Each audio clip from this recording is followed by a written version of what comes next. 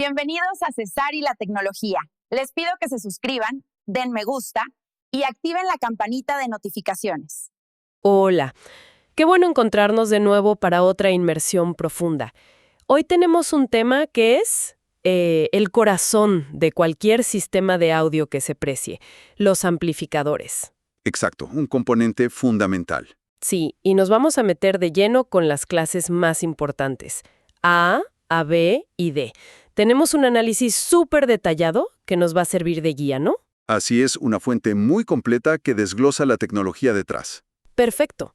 La idea es entender bien qué son estas letras, A, AB, B, cómo funcionan, cómo suenan distinto, bueno, todo eso. ¿Y por qué importan tanto si uno busca alta fidelidad?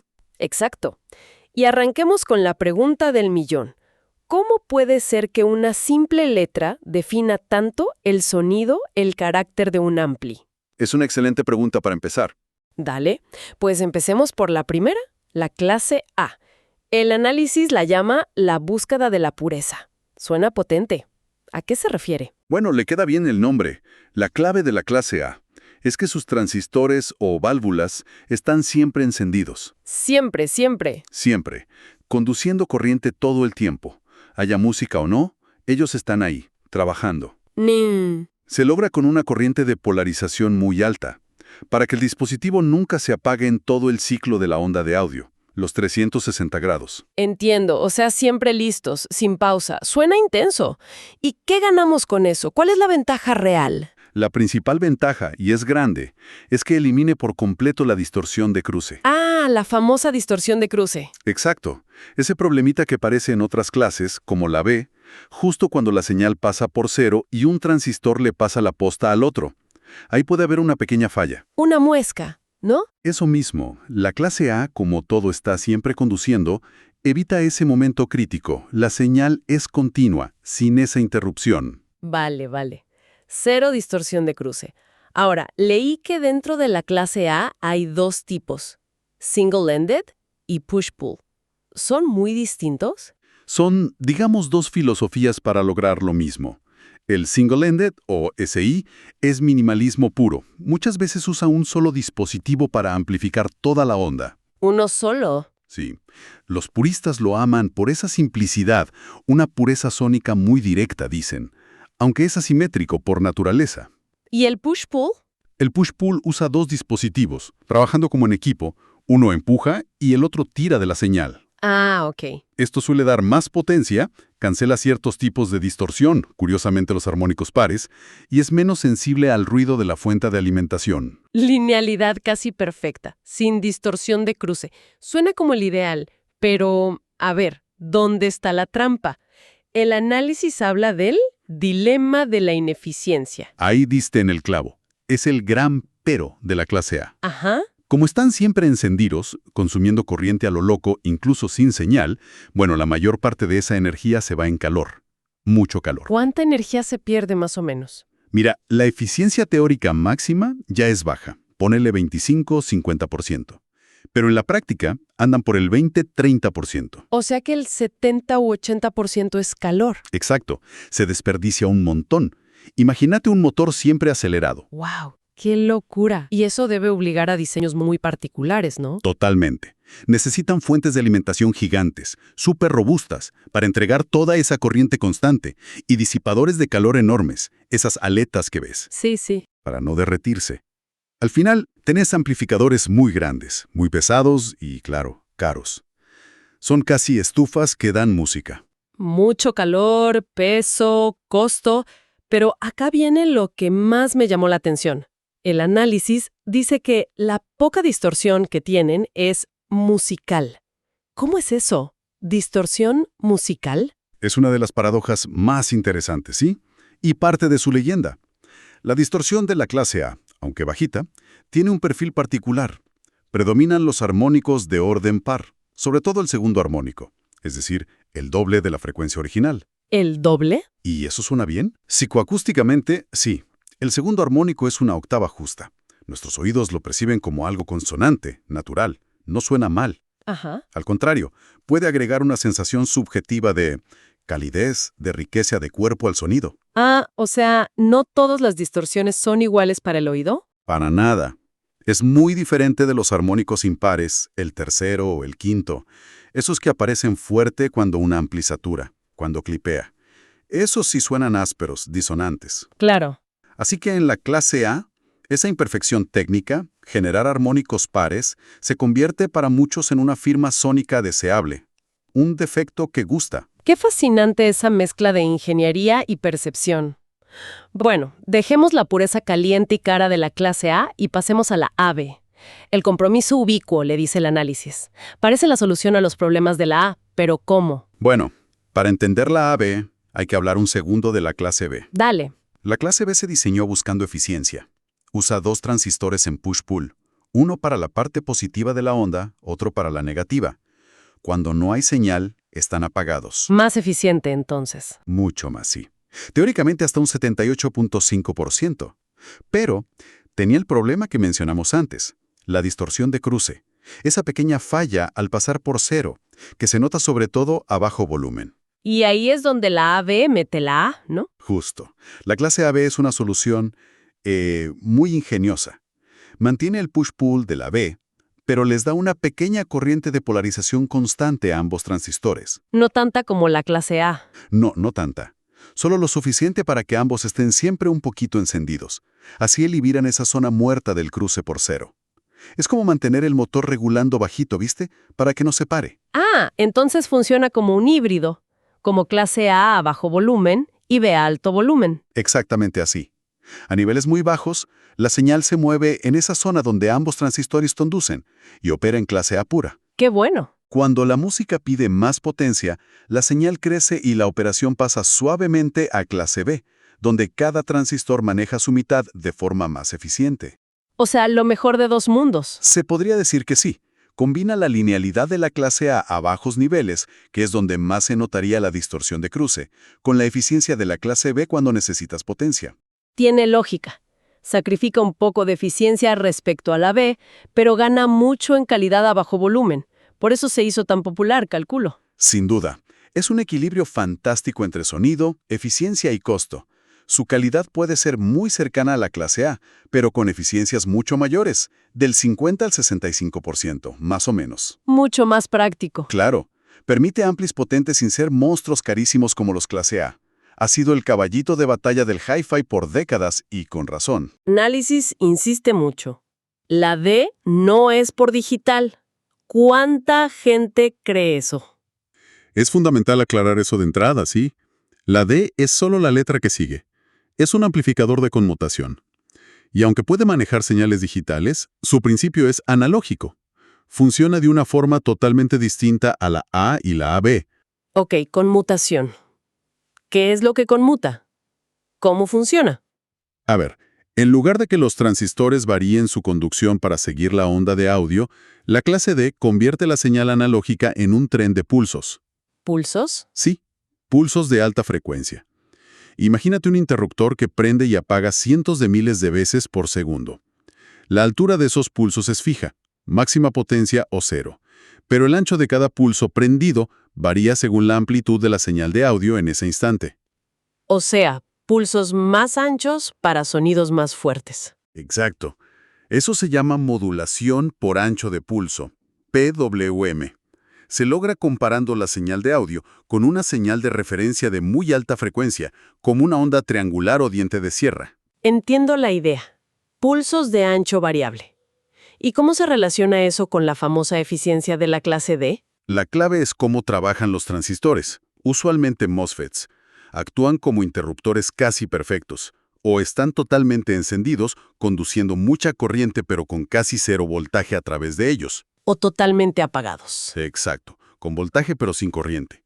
Y como potencia es voltaje por corriente, si uno de los dos es casi cero, la potencia disipada es mínima. Claro. En teoría, un interruptor ideal no disipa nada. En la práctica se acercan mucho. Por eso logran eficiencias teóricas casi del 100% y reales por encima del 90%. Y más del 90%. Es un salto enorme. Pero, ¿esos pulsos no pueden ir al parlante así nomás? ¿O sí? No, ni hablar. Destrozarían los parlantes y sonarían horrible. Acá entra un componente crítico en la clase D, el filtro de salida. ¿El filtro? Sí, un filtro pasivo de paso bajo, normalmente un inductor y un capacitor, LC. Su trabajo es eliminar esa altísima frecuencia de los pulsos, la portadora PWM. Y quedarse con la música. Exacto. Básicamente, promedia el ancho de los pulsos para reconstruir la forma de onda de audio original, pero ya amplificada. O sea que la calidad de ese filtro es súper importante. Absolutamente crucial. Un filtro malo arruina todo. El diseño del filtro, la calidad de sus componentes, sobre todo el inductor, es un desafío y donde más se ha innovado en la clase D de alta fidelidad. Impacta directo en el sonido final. Y con esa eficiencia y un buen filtro, las ventajas prácticas son... Son enormes. Primero, casi no generan calor. Eso permite a amplificadores mucho más chicos, livianos y a menudo más baratos para la misma potencia. La diferencia de tamaño debe ser brutal. Lo es. Compara un clase A de 100 watts con un clase D de 100 watts. No hay punto de comparación. Claro. Por eso la clase D domina en audio de auto, parlantes portátiles, subwoofers activos, sonido profesional. Y cada vez más en el hi-fi de casa. Muy bien, tenemos el panorama de las tres clases. Pero el análisis también se mete con las especificaciones. THD plus N, IMD, factor de amortiguamiento. ¿Qué es lo esencial que hay que entender de todo eso? Son métricas útiles, pero hay que saber interpretarlas. El THD plus N mide la distorsión armónica total más el ruido. O sea, cuánto contenido extra no deseado agregue el ampli. Un número bajo es mejor, ¿no? En general sí, pero como vimos con la clase A, no es toda la historia. El tipo de distorsión, par versus impar, afecta cómo la percibimos. La IMD, o distorsión de intermodulación, mide cómo interactúan distintas frecuencias. Puede ser más molesta, sonar como aspereza. Y el factor de amortiguamiento, el damping factor, ¿es tan clave para controlar los bajos? El damping factor, DF, mide qué tan bien el ampli controla el movimiento del cono del parlante, sobre todo cuando la señal para.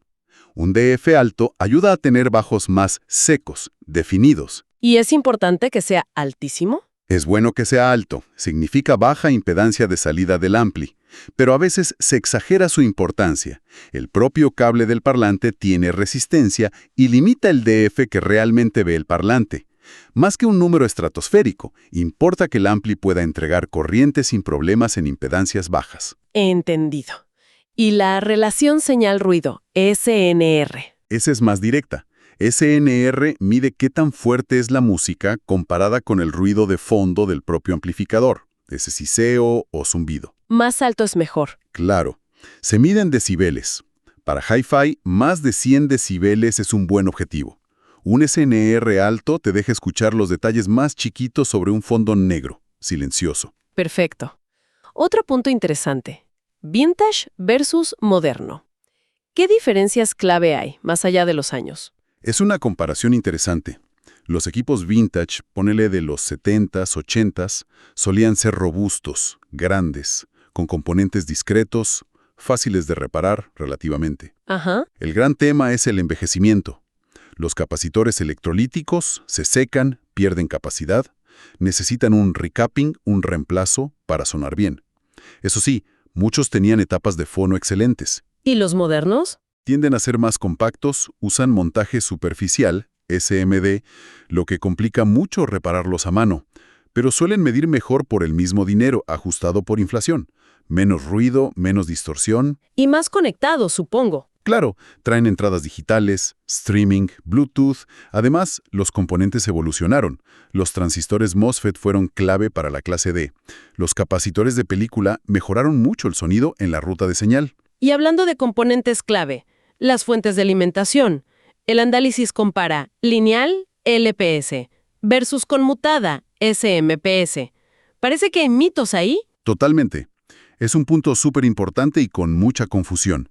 La fuente lineal, la clásica, usa un transformador grandote y pesado que trabaja a 50 o 60 Hz, la frecuencia de la red eléctrica. La tradicional. Esa. Tiene bajo ruido eléctrico de alta frecuencia. pero es ineficiente, pesada y, ojo con esto, su transformador irradia un campo magnético fuerte de baja frecuencia, 50-60 Hz, que es difícil de aislar y puede meterse como zumbido audible en el audio. Ah, mira vos. O sea, el silencio de la lineal no es perfecto. ¿Y la conmutada SMPS? La SMPS funciona conmutando a frecuencias altísimas, cientos de kilohertz. Usa transformadores diminutos que irradian un campo magnético mucho más débil y fácil de blindar. Y son eficientes y livianas. Exacto. Su ruido es eléctrico y de alta frecuencia, inaudible, y se puede filtrar bien con un buen diseño. Y acá viene lo interesante. Una SMPS bien diseñada puede eliminar la principal fuente de ruido audible de una lineal, el zumbido magnético, y reemplazarlo por ruido de alta frecuencia, inaudible y filtrable. O sea que una buena SMPS puede resultar en un ampli más silencioso. Objetivamente sí, puede tener mejores NR. Es un cambio de paradigma importante. Eso sí que rompe esquemas. Volviendo a la clase D, ¿qué avances concretos la llevaron al nivel hi-fi actual? Hubo varios saltos. Después de los inicios con transistores lentos, los MOSFETs rápidos fueron una revolución. Luego, chips como los de TreePath la popularizaron. Pero lo más nuevo es lo que marca la diferencia, ¿no? Sí, por un lado, los transistores de nitruro de galio, GaN, son aún más rápidos y eficientes que los MOSFETs, permiten diseños más limpios. Y por otro lado, y quizá lo más importante, los bucles de realimentación súper avanzados. ¿Cómo funcionan? Tecnologías como Encore de Hypex o EigenTact de Purify miran la señal hasta la salida del filtro y corrigen errores casi instantáneamente. Estos diseños modernos miden increíblemente bien, a veces mejor que los mejores lineales. Y muchos dicen que suenan igual de bien o incluso mejor. Impresionante la tecnología. Pero, a ver, ¿cómo recibe todo esto la gente, la comunidad audiófila? ¿Qué se dice en foros, en reseñas? Las opiniones reflejan bastante lo que charlamos. La clase A sigue siendo venerada por algunos por esa calidez, musicalidad, aunque sepan de sus contras. Valoran esa firma sonora. La pureza, digamos. Algo así. La clase AB es vista como el gran equilibrio. Fiable, versátil, buena relación calidad-precio. La opción segura para muchos. ¿Y la clase D? ¿Sigue la polémica? Sí, pero está cambiando. Todavía escuchas la crítica clásica. Fría, estéril, sin alma, basada a menudo en diseños viejos o baratos. La mala fama inicial. Claro. Pero cada vez más fuerte suena la visión moderna, apoyada en mediciones y escuchas de los diseños nuevos, los Hypex, Purify, NAD, Benchmark. ¿Y qué dice esa visión moderna? Que la clase D, de alta gama, es transparente, detallada, con un control de bajos brutal y un fondo súper silencioso, que es indistinguible o incluso preferible a la AB para muchos oídos hoy. Entonces, después de todo este recorrido, ¿se puede decir que hay una clase mejor? Mira, la conclusión más fuerte del análisis, y que parece ser un consenso creciente, es que la calidad de la implementación es mucho más importante que la clase en sí. Ah, no es la letra, sino cómo se hace. Exacto. Hay clases D brillantes y clases AB mediocres. Y al revés. La calidad de la fuente de alimentación, sea lineal o conmutada, pero bien hecha, el diseño del circuito, los componentes pasivos, la ingeniería general, todo eso pesa más que la letra A, AB o D. O sea que preguntar qué clase es mejor es como simplificar demasiado. Totalmente. Es buscar una respuesta fácil a algo complejo. Cada clase ofrece herramientas y compromisos distintos. El mejor amplio no es de una clase específica, sino el que mejor se ajusta a lo que busca el oyente, a sus parlantes, su sala, su presupuesto, y que esté muy bien diseñado y construido. Podríamos hacer un mini resumen, ¿no? Si buscas esa calidez tonal ante todo, y no te importa el calor, tamaño o costo, y tienes parlantes fáciles de mover, bueno, la clase A sigue ahí. Para el purista. Algo así. Si buscas el equilibrio probado, buen rendimiento general, versatilidad, precio razonable, la clase AB es una apuesta segura. La opción pragmática. Exacto. Y si valoras la eficiencia, potencia en poco espacio, tecnología de punta y mediciones impecables, la clase D moderna de calidad es una opción muy seria, quizás la más lógica hoy para muchos. El tecnólogo moderno. Vimos ese balance constante entre linealidad, eficiencia, complejidad, costo, y cómo la tecnología avanza sin parar. Queda clarísimo que la buena ingeniería es lo que manda al final. Y quizá, para cerrar, una idea que deja picando el análisis. Lo fascinante es ver cómo la tecnología, sobre todo en clase de Congan y SMPS avanzadas, está tirando abajo las jerarquías que teníamos tan asumidas. Nos obliga a preguntarnos si buscar la alta fidelidad hoy ya no pasa tanto por elegir una letra, sino por encontrar la implementación más inteligente, más cuidada, más musical, sin importar qué topología use por dentro. Una excelente reflexión para terminar. Esperamos que este análisis les haya parecido tan revelador como a nosotros. Si les gustó esta charla, nos ayudan mucho con un me gusta, suscribiéndose al canal para no perderse las próximas y dejándonos sus comentarios. ¿Qué opinan ustedes de estas clases? ¿Cuál prefieren? Queremos saber sus experiencias. Exacto. Muchas gracias por acompañarnos y hasta la próxima. Hasta la próxima.